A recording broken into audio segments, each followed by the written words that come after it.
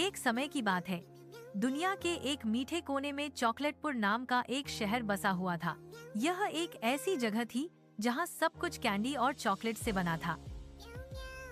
पेड़ विशाल लॉलीपॉप थे और बादल रुई की कैंडी की तरह तैर रहे थे। बारिश भी गर्म चॉकलेट सिरप की एक स्वादिष्ट बौछार थी। इस सनकी शहर में टॉमी नाम का एक बहुत चतुर कुत्ता रहता था। टॉमी के पास एक शानदार विचार था। उसने दुनिया का पहला समोसा होटल खोला। हाँ, आपने सही सुना, एक कुत्ता एक होटल चला रहा है जो केवल समोसे परोसता था। टॉमी के होटल के बाहर एक बड़े रंगीन साइन पर लिखा था, डॉग द्वारा हॉट समोसे खाओ और मुस्कुराओ। हर सुबह टॉमी हंसमुख मुस्कान के साथ अपनी शेफ की टोपी पहनता था। उसने सावधानी पूर्वक अपने विशेष समोसे तले, प्रत्येक सुनहरा और कुरकुरा। मसालों और आलू की खुशबू हवा में तैर रही थी, ग्राहकों को आकर्षित कर रही थी। उसके समोसे इतने अविश्वसनीय रूप से स्वादिष्ट थे कि हमेशा एक लंबी लाइन लगी रहती थी। उल्लू, बत्तख, बिल्लियाँ, खरगोश, चॉकलेटपुर में हर कोई टॉमी के समोसे पसंद करता था। वे उत्सुकता से अपनी बारी का इंतजार कर रहे थे। उनके मुंह प्रत्याशा से पानी भर रहे थे। लेकिन शायद चॉकलेटपुर का सबसे अनोखा निवासी चीनी नाम की एक छोटी सी चूहिया थी। चीनी कोई साधारण चूहा नहीं था, वह शहर की अद्भुत उड़ने वाली बस का ड्राइवर था। हाँ, एक चूहा एक बस चला रहा है जो आसमान में उड़ रही थी। बस इंजीनियरिंग का एक अद्भुत नमूना थी, जिसके पंख शुद्ध चॉकलेट से बने थे और इंजन, यह पूरी तरह से स्वादिष्ट टॉफी पर चलता था। जब भी बस उड़ान भरती, हवा में एक मनभावन चॉकलेट की खुशबू भर जाती थी। जब चीनी की बस तेजी से गुजरती थी, तो बच्चे हाथ हिलाते और खिलखिलाते थे। एक दिन आपदा आ गई। चीनी की प्यारी उड़ने वाली बस खराब हो गई। उसे सभी बच्चों को स्कूल पहुंचाना था, लेकिन उसकी बस शुरू नहीं हो रही थी। चीनी ने जब बच्चों के निराश चेहरों की कल्पना की तो घबराहट होने लगी।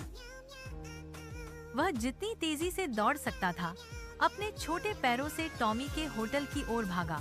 दरवाजा तोड़कर वह चिल्लाया, टॉमी भाई, मेरी बस खराब हो गई है। मैं बच्चों को समय पर स्कूल कैसे पहुंचा पाऊंगा?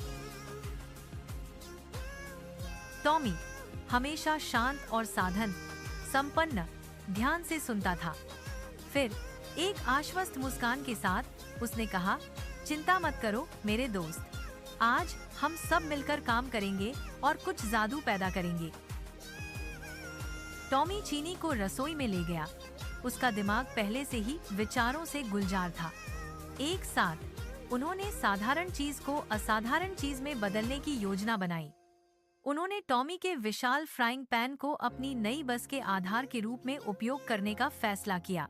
थोड़ी सी चतुराई से उन्होंने पैन के किनारों पर पंख लगा दिए।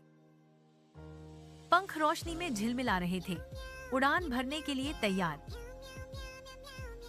उन्होंने सावधानी पूर्वक एक मजबूत हैंडल से एक स्टीयरिंग व्हील तैयार किया और अंत में उन्होंने अपनी रचना को शक्ति देने के लिए पैन के नीचे एक समोसा ओवन स्थापित किया।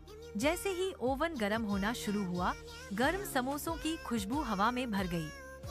पैन बस धीरे धीरे जमीन से ऊपर उठते हुए गड़गड़ाने लगी। यह और ऊंचा उड़ता गया, जब तक कि यह आसमान में आसानी से नहीं उड़ रहा था। देखने के लिए जमा हुए बच्चे खुशी से चिल्ला उठे, वाह, समोसा बस, समोसा बस। वे खुशी से ऊपर नीचे कूदते हुए चिल्लाए। ऊपर से चॉकलेटपुर का पूरा शहर दिखाई दे रहा था।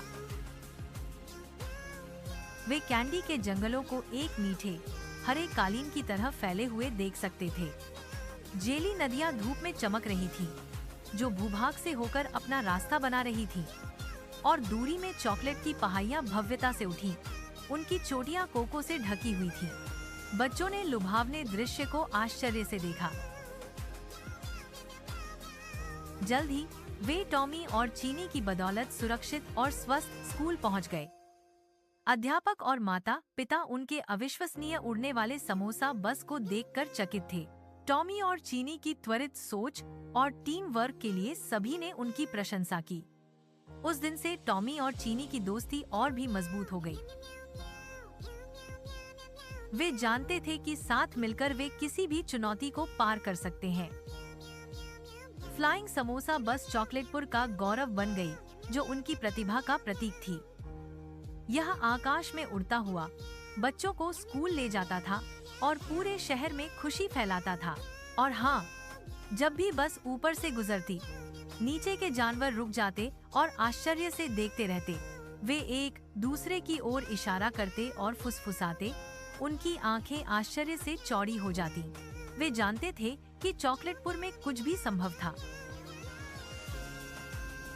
उड़ने वाला समोसा बस उनकी रचनात्मकता और भावना का प्रमाण था। इसने उन्हें याद दिलाया कि सबसे असंभव सपने भी सच हो सकते हैं।